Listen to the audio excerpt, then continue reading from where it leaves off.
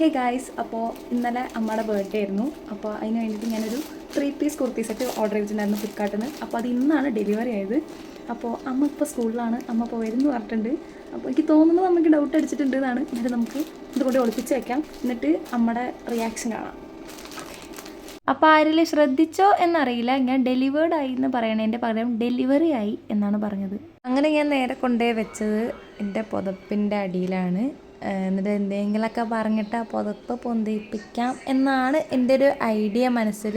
അങ്ങനെ അതൊക്കെ ഒളിപ്പിച്ച് വെച്ച് ഞാൻ നേരെ പഠിക്കാൻ പോയി. പിന്നെ അവർ വരുമ്പോഴത്തേക്ക് ഞാൻ ക്യാമറ ഒക്കെ സെറ്റ് ചെയ്തിട്ടുണ്ടായിരുന്നു. അപ്പം ഞാൻ അമ്മോട് പറഞ്ഞത് എൻ്റെ ഒരു ബുക്ക് എടുക്കാൻ വേണ്ടിയിട്ടാണെന്ന്.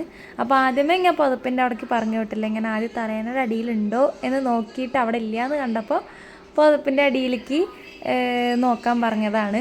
അപ്പോൾ ആ സംഭവം അമ്മ എക്സ്പെക്റ്റ് ചെയ്തിട്ടുണ്ടായിരുന്നില്ല. പിന്നെയാണ് ഞാൻ ക്യാമറ കാണിച്ചു കൊടുത്തത്, അതോടെ അമ്മ അവിടെ ഇട്ടിട്ട് ഓടി.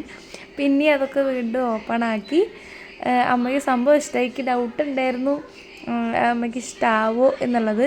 ഇതിൻ്റെ ഒരു യെല്ലോ കളറാണ് ഞാൻ ആദ്യം ഉദ്ദേശിച്ചത്. പക്ഷേ അത് പറയുമ്പോൾ എല്ലാവരുടെ അടുത്തും ഉണ്ട്. ഇപ്പോൾ അത്യാവശ്യം നല്ല കോമൺ ആണ് ആ ഒരു യെല്ലോ ഷെയ്ഡ്.